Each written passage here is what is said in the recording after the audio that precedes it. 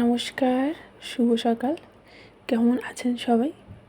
আশা করছি যে যেখান থেকে ভিডিওটি দেখছেন না কেন সবাই অনেক ভালো আছেন আর সুস্থ আছেন।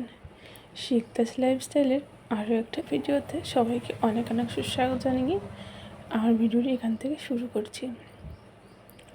সকালবেলা কাজবাজ সেরে ভাত বসিয়ে শাক বাছতে বসে পড়েছি। এটা কয়েকদিন আগে আনা ছিল, ফ্রিজে থেকে একটু অন্যরকম হয়ে গেছে, তাই ডগার দিক থেকে একটু একটু শাক রেখে পুরোটা ফেলে দিতে হচ্ছে। আসলে ছেলের শরীর খারাপ থাকার কারণে কিছুদিন যাবত তো আমি সময় পাইনি, তাই জন্য শাকটা বাছাও হয়নি। তো কলমি শাক আমাদের বাড়িতে সবাই বেশ পছন্দই করে।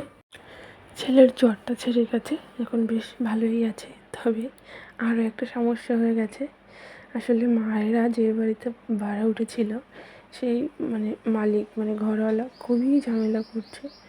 তো তাদের জন্য আবার ঘর দেখা হলো, তারা আবার অন্য জায়গায় শিফট হলো।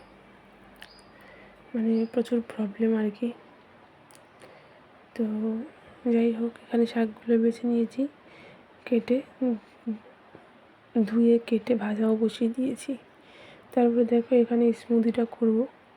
ড্রাই ফ্রুটসটা পাউডার করে নিয়েছি, এরপরে দেবো খেজুর আর কিশমিশ। আর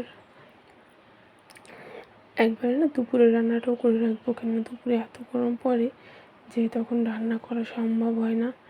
এখানে দেখো মাছগুলোকে সুন্দর করে ভেজে নিয়েছি, আর এখানটায় একটু মশলা করে নিয়েছি। আলু দিয়ে মাছের ঝোলটা করব। মাছটা যেহেতু বেশ কয়েকদিন হয়েছে ফ্রিজে আছে, তাই ভাবলাম একটু মশলা দিয়ে করি, তাহলে মাছের যে একটা পুরনো গন্ধ হয় ওটা থাকবে না। টমেটো দিয়ে দিলাম, আমার তরকারিতে টমেটো বেশ ভালোই লাগে।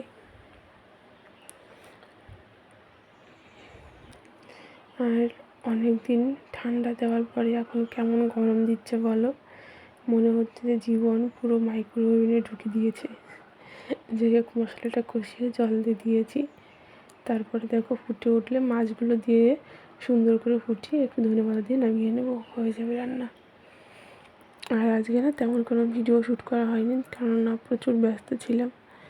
তো যদি ভালো লেগে থাকে অবশ্যই লাইক, কমেন্ট আর সাবস্ক্রাইব করে দিও।